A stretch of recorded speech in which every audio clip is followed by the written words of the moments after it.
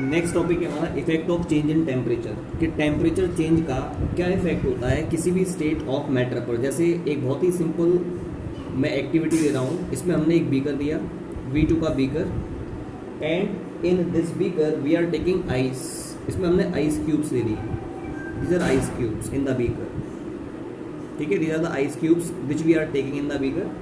और आपने क्या किया, you are keeping it on tripod stand, इसको आपने ट्राईपॉड स्टैंड पे रखा, इस पर एक बंसन बर्नर आपने फिट किया है, and you are heating it with the help of Bunsen burner. साथ में आपने क्या किया, you are attaching one thermometer in it, इसमें आपने एक थर्मामीटर लगा दिया। This is thermometer that you are attaching which will give the reading in this thermometer, ठीक है।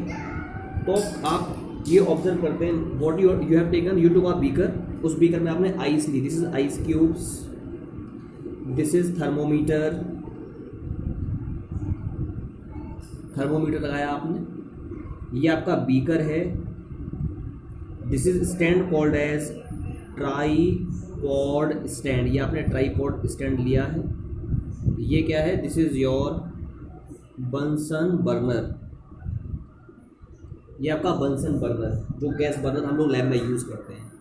तो आप देखते हैं जब हम इसको हीट करेंगे, टेम्परेचर आप बढ़ाएंगे इसका इस पर्टिकुलर बीकर में पाए जाने वाले कंटेंट का, तो क्या होगा, जो भी आपका आइस है, आइस में क्या है, डिफरेंट कॉन्स्टिट्यूएंट पार्टिकल्स आपस में एक दूसरे से अटैच है with the help of strong force of attraction, क्योंकि सॉलिड स्टेट में है, आइस आपका सॉलिड स्टेट में है, और इसमें डिफरेंट कॉन्स्टिट्यूएंट पार्टिकल्स आपस में स्ट्रॉन्ग फोर्स ऑफ अट्रैक्शन से अटैच हैं। जब आप इसको हीट करते हैं, तो हीट करने पर इन पार्टिकल्स के बीच में पाया जाने वाला फोर्स ऑफ अट्रैक्शन कम होता है। As a result in particles की जो काइनेटिक एनर्जी है वो बढ़ती है।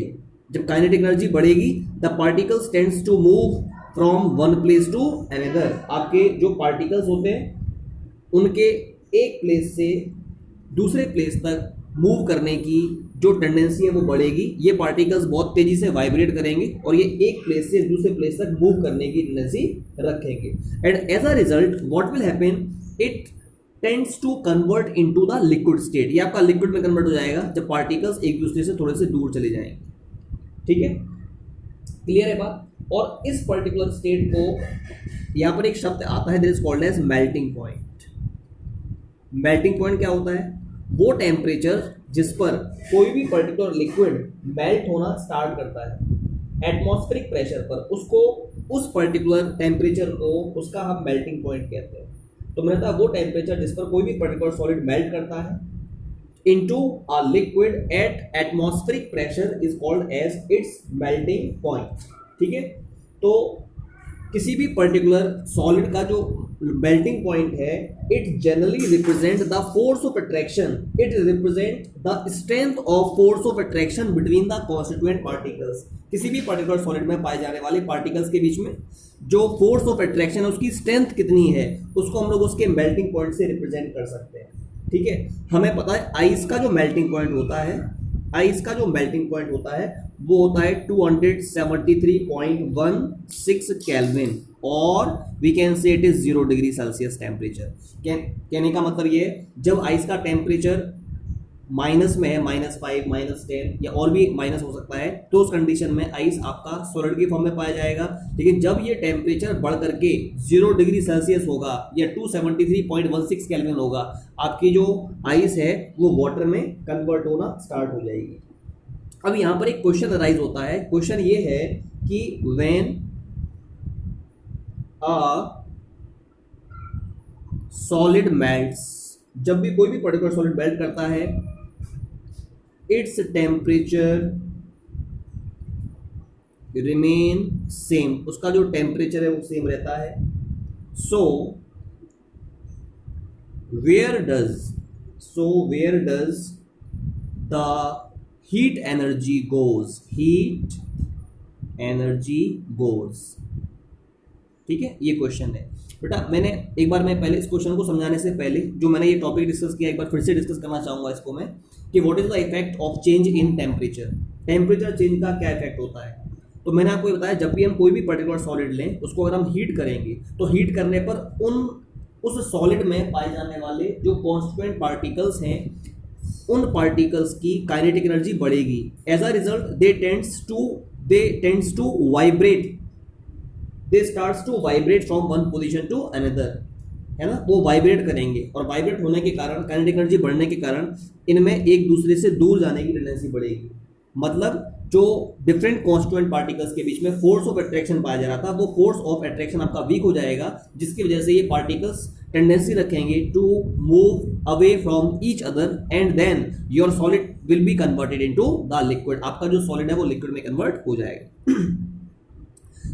अब क्वेश्चन यहां पर ये मेल्टिंग पॉइंट क्या होता है? वो टेम्परेचर जिस पर कोई भी पर्टिकुलर सॉलिड मेल्ट होना स्टार्ट करता है at its atmospheric pressure is called as its melting point. तो मेल्टिंग पॉइंट किसी भी सॉलिड का ये रिप्रेजेंट करता है कि उस सॉलिड में पाए जाने वाले कॉन्स्टिट्यूएंट पार्टिकल्स के बीच में जो स्ट्रेंथ है वो कितनी है। अगर स्ट्रेंथ ज्यादा है, फोर्स ऑफ अट्रैक्शन ज्यादा है, तो ऐसे सॉलिड का मेल्टिंग पॉइंट ज्यादा होता है। If force of attraction between constituent particles in solid is less, तो उसका मेल्टिंग पॉइंट कम होता है। अब एक और यहां पर टर्म है that is called as fusion. Fusion क्या होता है? वो प्रोसेस जिसके द्वारा सॉलिड लिक्विड में कन्वर्ट हो रहा है। यहां पर सॉलिड लिक्विड में कन्वर्ट हुआ, the process by which solid tends to convert into liquid is called as fusion. अब क्वेश्चन ये, जब भी हम किसी सॉलिड को मेल्ट करते हैं तो उसका इट्स टेम्परेचर रिमेन सेम, उसका जो टेम्परेचर है वो सेम रहता है। कब तक? जब तक पूरा का पूरा सॉलिड लिक्विड में कन्वर्ट ना हो जाए। आप इसको हीट कर रहे हैं, लगातार हीट कर रहे हैं, तो क्या होगा? अभी सपोज पहले आइस का टेम्परेचर था -10 डिग्री सेल्सियस, आपने इसको हीट करना शुरू किया, तो जब आप इसको हीट करते हैं तो पहले इसका टेम्परेचर -10 से कितना हो जाएगा? -9, फिर -8, फिर -7, -6, ऐसे ही टेम्परेचर बढ़ के कितना पहुंचेगा? 0 डिग्री सेल्सियस। फिर आप देखेंगे जब इसका टेम्परेचर 0 डिग्री सेल्सियस पहुंच जाएगा तब ये आइस मेल्ट होना शुरू हो जाएगी, और उसके बाद जब तक पूरी की पूरी आइस मेल्ट नहीं कर जाती तब तक आपका जो टेम्परेचर है इसका राइज नहीं करता है, टेम्परेचर 0 डिग्री सेल्सियस ही रहता है। तो क्वेश्चन यहाँ पर ये है कि जब हम किसी सॉलिड को मेल्ट करते हैं तो उसका टेम्परेचर सेम रहता है, तो where does the heat energy go? जो एक्स्ट्रा हीट आप इसको दे रहे हैं वो कहां पर जाती है? तो मैं आपको बताना चाहूंगा, जब हम किसी सॉलिड को हीट करते हैं तो उस पर्टिकुलर सॉलिड में टेंडेंसी होती है टू कन्वर्ट इनटू लिक्विड। कैसे कन्वर्ट होगा लिक्विड में? उसमें पाए जाने वाले जो कॉन्स्टिट्यूएंट पार्टिकल्स हैं उनके बीच में फोर्स ऑफ अट्रैक्शन कम हो जाता है। तो जो आपकी एक्स्ट्रा हीट जो हम इसको प्रोवाइड करा रहे हैं कायदे में, तो अगर हम इसको एक्स्ट्रा हीट प्रोवाइड करवा रहे हैं तो टेम्परेचर बढ़ना चाहिए, लेकिन जो हीट एनर्जी हमने एक्स्ट्रा इसको दी है वो क्या करती है? वो कॉन्स्टिट्यूएंट पार्टिकल्स के बीच में जो फोर्स ऑफ अट्रैक्शन वर्क कर रहा है उसको ओवरकम करने में यूटिलाइज हो जाती है। इस वजह से इस कंटेंट का जो टेम्परेचर है वो फिक्स रहता है, 0 डिग्री सेल्सियस रहता है, जब तक पूरा का पूरा आइस वाटर में कन्वर्ट ना हो जाए, मतलब सॉलिड आपका लिक्विड में ना कन्वर्ट हो जाए। तो क्वेश्चन यही है, where does the extra heat goes? You will say that जो एक्स्ट्रा हीट आप इसको प्रोवाइड करवाते हैं वो इसके फोर्स ऑफ अट्रैक्शन को, सॉलिड में पाए जाने वाले पार्टिकल्स के फोर्स ऑफ अट्रैक्शन को ओवरकम करने में यूटिलाइज हो जाती है। That's why the temperature of it remains same, इसका जो टेम्परेचर है वो सेम रहता है। तो ये मैंने आपको इसके बारे में डिस्कस किया है, ठीक है। तो जिस पर्टिकुलर जो हीट आपकी यहाँ पर एब्जॉर्ब हुई है ना, उसको हम लोग बोलते हैं हिडन हीट। ये छिपी हुई हीट है, ये नजर नहीं आ रही है, and this hidden heat is called as the latent heat. इसी को लेटेंट हीट कहा जाता है। तो लेटेंट जो हीट है, लेटेंट जो शब्द है ना, उसका मतलब होता है हिडन, मतलब it is the hidden heat which is absorbed by the particles of solid to overcome the force of attraction when we are converting solid into liquid, then this hidden heat is called as the latent heat। ठीक है बच्चों। अब इसमें question एक ये है कि what do you mean by latent heat of fusion? latent heat of fusion क्या होता है हम ये बताना चाहेंगे। देखिए बच्चों, जब हम किसी सॉलिड को लिक्विड में कन्वर्ट करते हैं, the process by which solid is converted into liquid is called as the process of fusion.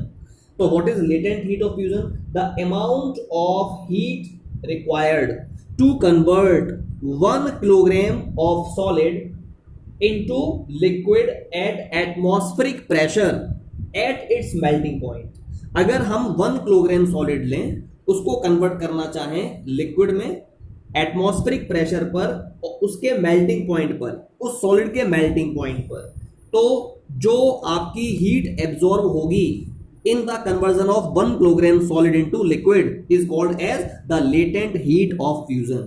What is latent heat of fusion? The amount of heat absorbed in the conversion of 1 kilogram of solid into liquid at atmospheric pressure at its melting point is called as the latent heat of fusion. उसको हम लोग latent heat of fusion कहते हैं।